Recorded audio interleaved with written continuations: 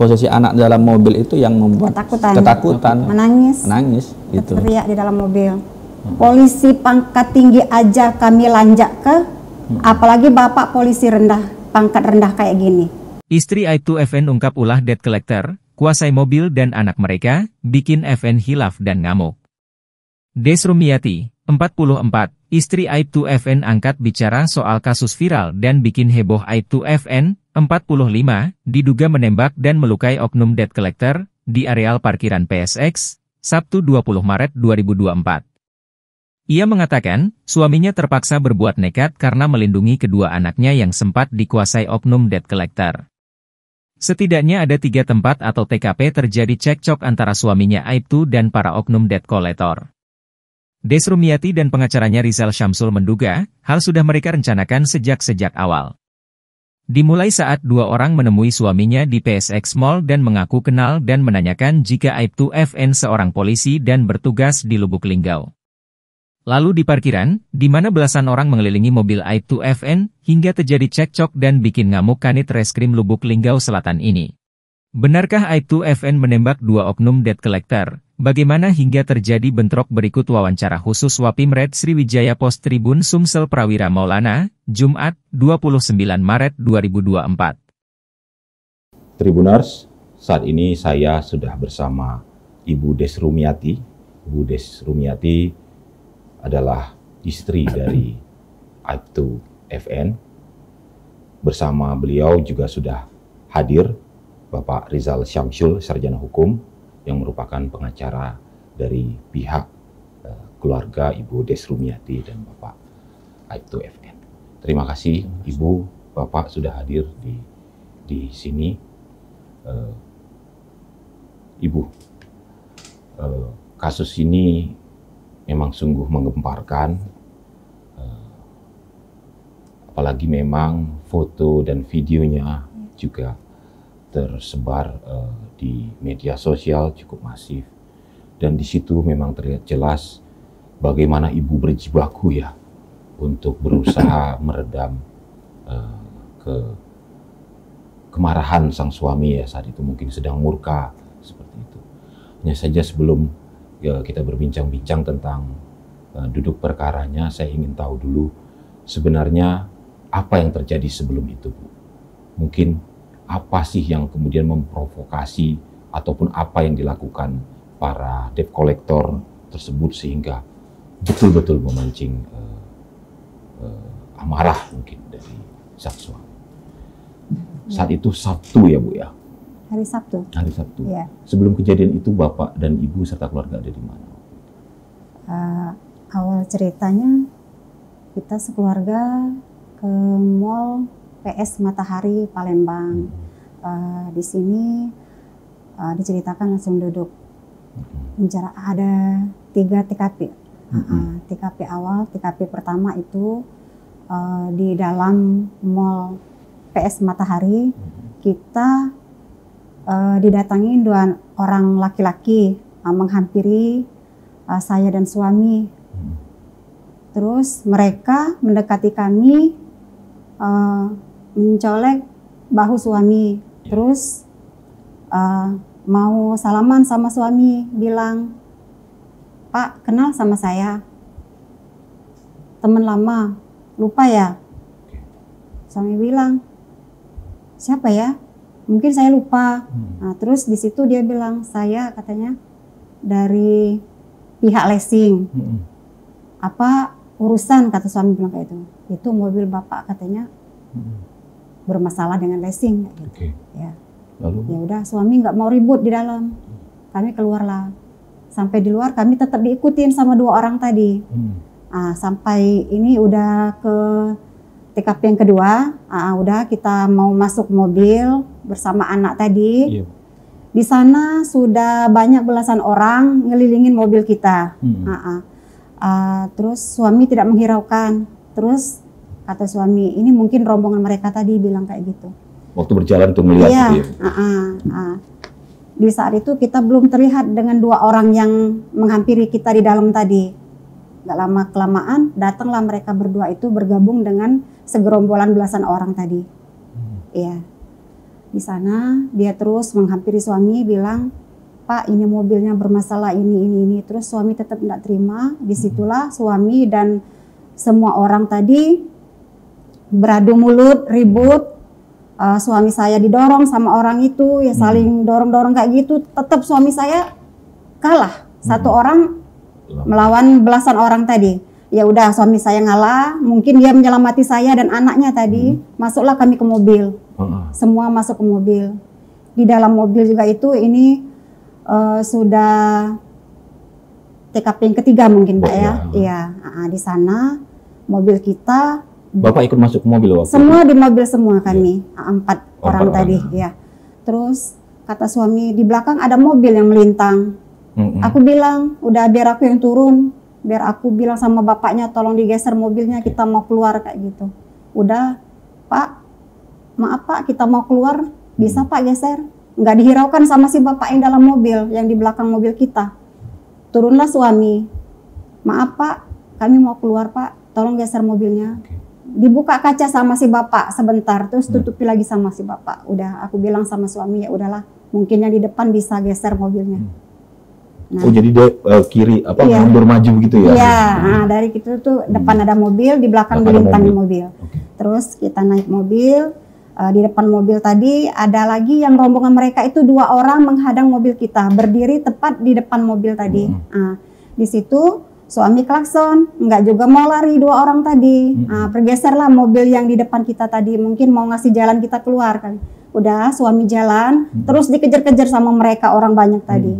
Nah, pas mau keluar tadi, udah datang lagi mobil yang di belakang tadi menghadangi kita, yang melintang di belakang. Artinya mobil belakang itu memang komplotan mereka? Iya, benar, itu rombongan mereka. Ya udah kita keluar, mau keluar ke sana tadi, ditabrak lagi sama si mobil putih yang melintangi kita tadi. Di situ suami sangat emosi berat kan, terus anak-anak di dalam mobil udah menjerit semua, menangis, nggak tahu lagi apa-apa kayak gitu kan. Udah lepas kontrol, dia lihat anaknya tadi, turunlah dia dari mobil. Turun dari mobil, mengejar mereka sebanyak itu tadi, terus mereka kocar-kacir nggak tahu kemana-mana tadi. Suami lihat masih ada yang tersisa, belum ada yang lari tadi rombongan mereka. Itulah yang jadi sasaran suami tadi. Ibu, waktu konfrontasi fisik di awal itu ada kata-kata yang kasar atau cacian-cacian keluar dari mulut mereka? Ada, benar. Di sana suami mungkin ya bertambah hilapnya suami, bertambah kalapnya suami. Dia bilang kayak gini, katanya mau ngelawan kayak gitu. Polisi pangkat tinggi aja kami lanjak ke, apalagi bapak polisi rendah, pangkat rendah kayak gini. Sempat itu sempat keluar. Itu dibilang sama dari suami. Dari salah satu di antara belasan mereka tadi. Ya, di situ membuat suami bertambah emosinya tadi. Ya. Saat itu belum bawa belum senjata. Iya, karena nggak ada niat apa-apa sebenarnya. Iya. Berhubung mereka mengepung, ya itu banyak orang tadi. Habis ditabrak tadi memicu bapak keluar, bapak sudah bawa senjata atau masih badan saja saat itu? Badannya saja, nggak ada apa-apa. Nggak ada apa. Iya. Terus mengejar di antara 2 tadi itu? Iya. Awalnya ngejarnya semua orang tadi, udah lari semua nggak tahu kemana-mana kan. Tersisalah 2 orangnya tadi, 2 orang itu. Terus jadi setelah itu? Ya, ibu ikut keluar waktu itu? Keluar, bantu si bapak tadi, maksudnya udah melerai kayak gitu kan, jangan sampai ini tadi. Bantu si bapak tadi, tetap saja bapak emosinya tinggi. Emosinya tinggi ya, baik. Itu orang 2 tadi itu yang ada di dalam mall tadi nggak? Yang nggak ada lagi, nggak kelihatan. Nggak kelihatan yang di dalam mall itu tadi ya? Apa termasuk mereka kejar-kejaran tadi, ada juga yang melawan, yang menantang di situ buat suami kalap. Menurut ibu mereka sudah tahu dari awal bahwa bapak ini anggota polisi? Memang dari awal ketemu, waktu dia bilang kayak kenal kayak gitu, suami ditanya sama mereka, bapak anggota ya? Terus bapak jawab, iya. Dari Polres mana pak? Dari Polres Lubuk Linggau. Udah tahu dari awal mereka datang, tetap saja. Oh mereka memancing itu. Baik, kemudian waktu kejadian itu apa Bu kenapa ibu punya keberanian sebesar itu? Karena kan kalau kita lihat di video yang tersebar itu bapak memegang senjata ya waktu itu ya. Kok ibu nggak takut waktu itu? Nggak tahu lagi mas. mungkin terlalu aku melindungi suami mungkin tadi kan. Harapannya ibu bapak tidak menembak atau seperti itu ya waktu itu? Ya kalau harapan tidak menembak sih memang dari awalnya bapak sudah melakukan tindakan itu tadi. Maksud itu yang kedua. Itu yang gambar itu yang kedua ya Bu ya? Yang waktu yang ada di video itu setelah bapak menembak ya waktu itu? Sudah menembak udah ya? Satu kali. Sudah satu kali ya. Itu senjata memang senjata bapak organik yang dibawa waktu itu? Itu hanya apa? Ini aja Pak? Softgun kayak gitu. Oh softgun itu. Oh itu pantas suaranya seperti itu ya Pak ya. Dan tidak sempat meletus itu nggak ada peluru yang keluar. Cash itu artinya basi, nggak ada peluru yang keluar. Baik. Jadi badan tidak ada tembakan di korban. Memang ada tembakan mematuk kan, gitu. Tapi nggak ada peluru yang keluar itu. Maksud saya di dua orang yang katanya kena tembakan itu tidak ada. Nah, kalaupun ada luka di sini itu hasil pukulan shotgun itu ke pelipis itu. Bukan karena peluru yang keluar, peluru nggak keluar. Baik. Jadi kejadian pertama Pak Rizal, Bu Des. Jadi bapak keluar mengejar mereka, sudah bawa senjata. Bapak saat itu sudah bawa sangkur waktu itu? Iya. Enggak, sangkurnya belum. Sangkurnya belum. Oke. Itu sudah langsung menembak. Terus masuk lagi ke dalam ya Bu ya? Ke mobil lagi ya? Iya, masuk ke mobil. Oke. Disitulah kemudian baru Ibu Des menghalangi bapak tadi itu ya? Iya. Oke. Nah setelah kejadian itu kemana Bu? Setelah kejadian itu? Setelah kejadian itu, terus mereka semua lari. Semua lari. Ya, nggak ada orang satupun di saat itu. Baik. Iya. Terus kami keluar dari parkiran itu. Iya. Ya. Ibu tahu siapa yang merekam kejadian tersebut?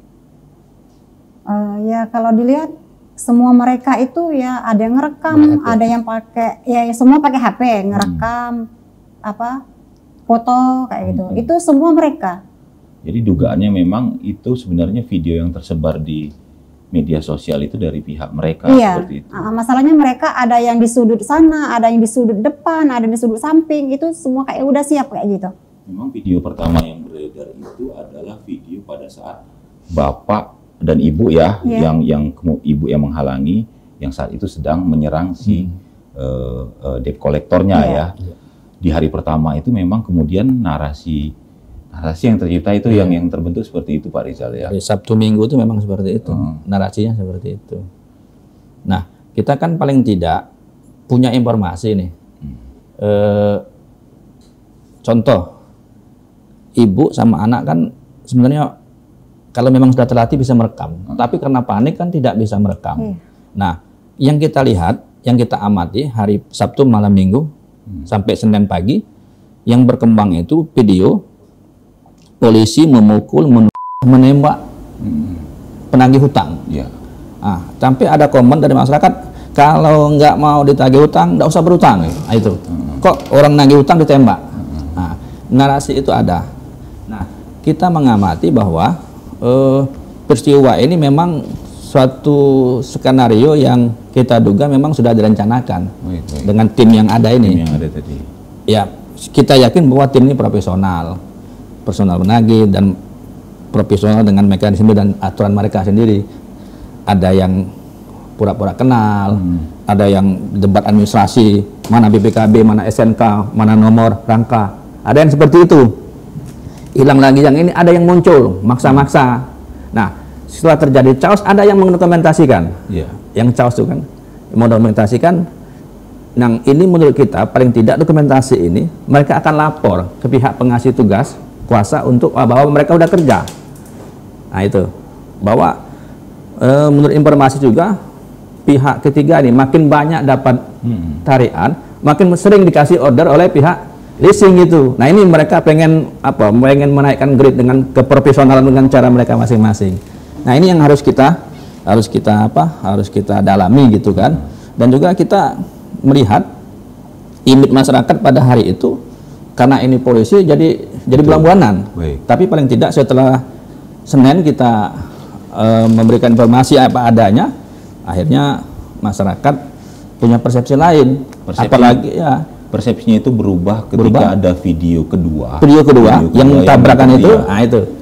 Artinya benar apa yang kita laporkan seperti itu benar, didukung oleh video. Nah, itu video itu juga bukan dari kita. Bukan dari kita ya. Dari masyarakat. Ya mungkin pertama kita yakin Tuhan ingin menunjukkan suatu peristiwa yang sesungguhnya. Yang kedua, kita meyakinkan Pak FN bahwa Anda ini sebagai martir, Anda ini sebagai pejuang. Jangan malu dengan peristiwa ini. Anda sebagai martir, banyak dukungan. Akhirnya di YouTube muncul semua peristiwa-peristiwa seperti itu, yang memang tidak ada perlawanan gitu kan. Nah, masalah dia yang melakukan tindakan itu perman. Artinya faktor psikologi yang membuat dia seperti itu. Malam itu waktu video itu tersebar, Ibu sudah langsung tahu. Waktu video kan hari Sabtu kejadian sore, siang sore itu. Malamnya kan langsung tersebar Pak Rizal itu. Malamnya. Malamnya sore udah rame. Itu udah langsung tahu Ibu waktu itu. Udah tahu. Sudah tahu bahwa itu korbannya di rumah sakit, foto-fotonya kan ada waktu itu. Itu sudah langsung tahu. Udah. Nah, waktu itu bagaimana Bu kemudian yang dilakukan pihak Ibu? Ya itu kebenaran mungkin saya sendiri yang tahu, mungkin waktu itu kan saya sendiri, belum ada keluarga. Belum ada ya, jadinya ya gitu. Ngingetin udah kejadian yang baru dialami. Cuma kayak gitu ya. Berkumpul membahas dengan keluarga, meminta pendapat itu mulai dilakukan kapan? Sabtu? Udah itu? Mulai malamnya. Malamnya ya. Keluarga udah pada datang. Setelah itu viral seperti itu ya. Baik. Pak Rizal yang kemudian belakangan kemudian jadi tim kuasa hukumnya ya Pak ya, tim pengacaranya. Kami dengar juga melaporkan balik ya para debt collector ya. Itu ini laporannya seperti apa Pak Rizal? Laporan yang kita lakukan itu ada 3 pasal yang kita laporkan. 365 pencurian dengan kekerasan, udah itu pasal 385 pemerasan, udah itu 170 pengeroyokan di tempat oleh debt collector. Kenapa kita melaporkan itu? Pertama, kita belum tahu secara pasti bahwa apakah mereka debt collector atau perampok atau pihak-pihak lain. Nanti pihak penyidik yang menentukan apakah ini memang benar debt collector yang ditunjuk melalui surat tugas gitu kan. Makanya kita laporkan pencurian dengan kekerasan. Kenapa masuk pasal itu? Karena mobil sempat dikuasai oleh pihak debt collector, sempat dikuasai. Ketika ibu sama bapak turun ya, mobil dikuasai oleh rombongan itu. Masuk ke mobil. Iya, dan mobil sempat kunci mobil di mereka dan sempat ditarik. Dan posisi anak yang ada di dalam mobil. Posisi anak dalam mobil itu yang membuat ketakutan. Menangis gitu. Teriak di dalam mobil. Karena dia cabut kunci mobil, dia bilang sama anak jangan turun, terus sempat mobil dipinggirkan sama mereka. Karena posisi mobil itu kan di tengah-tengah parkiran pas waktu kejadian. Sempat dipinggirkan sama mereka. Kunci mobil tetap sama mereka. Anak-anak jadi kondisinya histeris betul. Iya benar. Anak-anak berteriak, menangis sampai sekarang. Ya, kalau teringat kejadian pasti nangis. Sementara ibu waktu itu betul. Waktu itu setelah kejadian pisah dengan anak kurang lebih 4-5 jam baru ketemu dengan anak dari kejadian. Nggak tahu anaknya kemana, nggak tahu waktu itu. Setelah itu ya. Anak-anak ini perempuan semua? Perempuan semua. Dua-duanya? Dua-dua. Sempat diancam waktu itu sama? Iya, dia bilang jangan turun kayak gitu, tetap anak di dalam mobil. Karena posisi kunci mobil udah ditarik sama mereka. Iya. Nah itu laporan yang pertama, lalu nanti pasal yang kedua Pak yang dilaporkan Pak Rizal. Jadi Pak, itu yang pencurian dan kekerasan itu. Dan ini kita menganggap ini masuk dalam kategori bisa jadi penculikan anak ini. Karena mobil itu di dalamnya ada anak-anak ini Pak FN ini kan. Kekerasan pada anak berarti. Kekerasan pada anak. Dan kita akan Senin mau minta rekomendasi dan perlindungan lah terhadap Komisi Perlindungan Anak itu kan. Itu. Yang kedua 170. Kenapa kita laporkan 170 pengeroyokan dan perusakan depan umum? Karena pertama didorong-dorong, ditarik-tarik oleh lebih dari 2 orang yang hari itu. Benar. Karena lebih dari 2 orang sudah masuk 70 dan sempat luka ini punya Iya, luka, tangannya sudah luka. divisum luka. Dan sempat dan terhuyung-huyung tersungkur Pak FN ini Oh, sempat terus. mempertahankan kunci mobil itu. Nah, jadi kita laporkan 170-nya itu. Dan mudah-mudahan penyidik bisa bisa membuktikan, bisa meningkatkan dari lidik menjadi dik, sehingga 12 orang itu kita minta untuk ditetapkan sebagai tersangka. 12 orangnya. 12 orang. Sudah teridentifikasi semua Pak Rizal?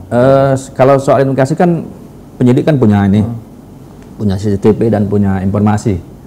Dan dalam proses sekarang ini pengolahan lidik kan, saya yakin penyidik Polda bisa membuktikan itu. Baik, Ibu. Ya. Terus terang ini cobaan cukup berat ya. Ini mau Lebaran juga. Iya. Kalau saya dengar juga Pak FN juga tidak ada, selama berdinas tidak ada masalah ya. Alhamdulillah. Iya. Usia 45 tahun pangkatnya sudah Aibtu ya. Artinya memang tidak pernah ada masalah ya Bu. Alhamdulillah nggak ada. Selama berdinas Iya. ya. Terakhir Bapak sebagai di Polres ya. Di Polres, di Polsek Lubuk Linggau Selatan, Polsek sebagai Lubuk Kanit Linggau Res Lubuk Kanit. Linggau Selatan. Oke. Ya. Kanit Res Lubuk Linggau Iya. Selatan. Ini gimana Ibu menghadapi ini semua? Bagaimana nih? Yang Ibu harapkan ini apa ini ke depannya? Ya, harapan dari kami untuk kedepannya tidak ada lagi debt kolektor berkedok premanisme kayak ini. Kita hapuskan, kita hilangkan. Cukup keluarga kami yang pertama dan terakhir mengalami seperti ini. Ini buat pelajaran kita semua. Terus juga buat netizen semuanya se-Indonesia Raya. Kami mengucapkan banyak terima kasih atas dukungannya, atas pembelaannya buat kami. Semoga ini untuk suami saya terkhususnya mendapatkan yang terbaik. Ya. Itu aja, Pak. Itu aja. Nah, Ibu, kami ini masih ingin tahu sebenarnya. Memang mobil itu dikuasai sejak kapan Ibu, mobil itu? Kurang lebih masuk 2 tahunan lebih kayak gitu. 2 Kita tahunan. pegang ya. Dari beli. Dari beli. Katanya oper kredit, betul? Atau Iya. bagaimana sebenarnya Ibu? Kalau mobilnya nggak kredit itu belinya beli cash kayak gitu. Cash. Mereka bilang katanya sudah 2 tahun menunggak. Ya kalau masalah 2 tahun kita nunggak, kita merasa nggak ada tunggakan kayak gitu Pak. Masalahnya kita Beli bayar, cash? iya, Oh, begitu. beli. Jadi artinya mungkin yang pemilik semula atau seperti apa Pak Rizal? Ya, yang kita kumpulkan informasi bahwa mobil ini dibeli dengan harga 75 juta Oke. dengan seseorang, dan memang tahu Pak FN bahwa posisi mobil dalam keadaan kredit. Dan Pak FN itu mengangsur 3 juta per bulan. 3 juta per bulan. Nah, jadi sekarang kan ada ikatan hukum perdata antara Pak FN sama yang punya mobil ini. Ngangsurnya Pak FN membayar langsung atau ke yang punya mobil Pak? Dengan yang punya mobil, dan diyakini bahwa mobil ini mobil yang punya status hukum yang jelas. Dan semalam BPKB-nya ada mobil ini. Ada di leasing ada. Di leasing ada. Artinya memang benar proses ini proses yang memang tidak melanggar aturan administrasi ke leasingan gitu kan. Masalah nanti antara yang menjual sama leasing itu kan urusan lain. Gitu. Jadi sudah ada ikatan perdata antara penjual sama Pak FN. Itu yang kita yakin itu. Baik. Artinya ini fokus pada perkara yang kemudian terjadi setelah ini ya. Baik.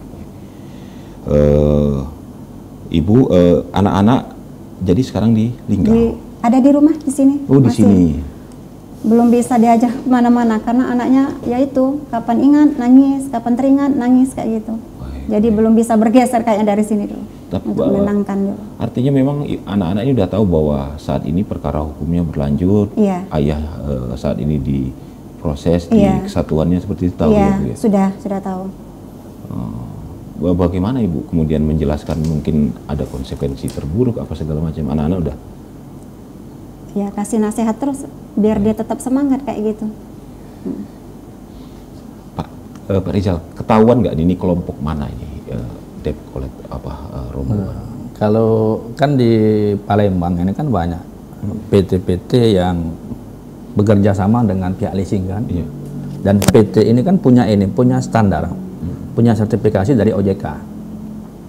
Dan juga PT-PT ini sebagian besar memang mendapatkan order dari leasing-leasing yang ada di Palembang.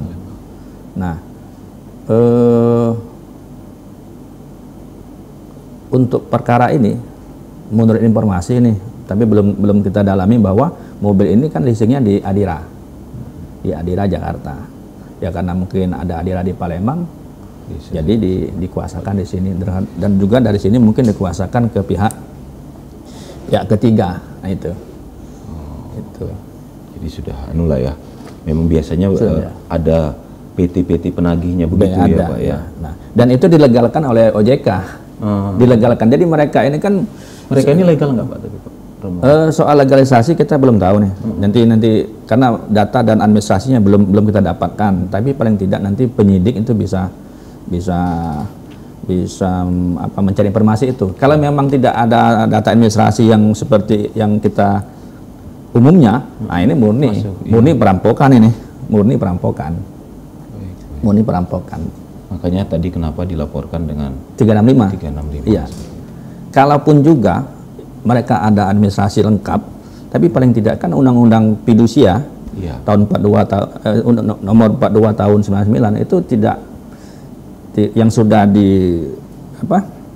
direvisi pasal 15A oleh MK, yang namanya penarikan paksa itu kan pertama tapi tidak boleh.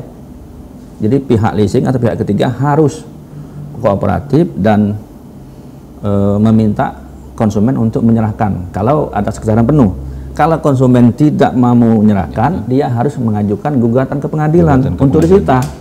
Nah itu yang pasal yang digugat oleh salah satu konsumen, pasal 15A di Undang-Undang 42 tahun 99 itu. Jelas itu edarannya.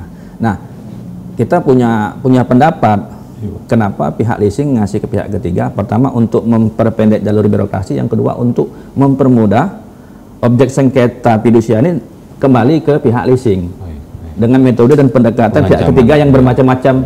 Ada yang nakuti, ada yang kekerasan, ada juga pihak ketiga yang tidak seperti itu, ada banyak. Ada juga dengan persuasif, ibu bapak kalau bapak nggak sanggup lagi kembalikan aja, ada kompensasi uang.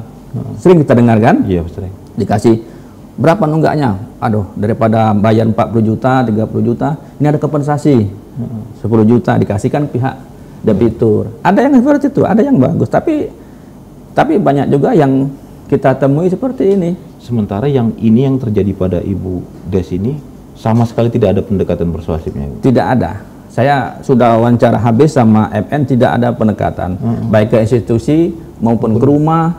Jadi memang udah ada Bu? Nggak ada. Di rumah, di institusi nggak ada. Tapi kenapa? Artinya berarti mereka ini memang membuntuti sampai ke Palembang. Iya. Jadi kan mereka punya jaringan di Linggau, di mana itu mobil itu ada di sini.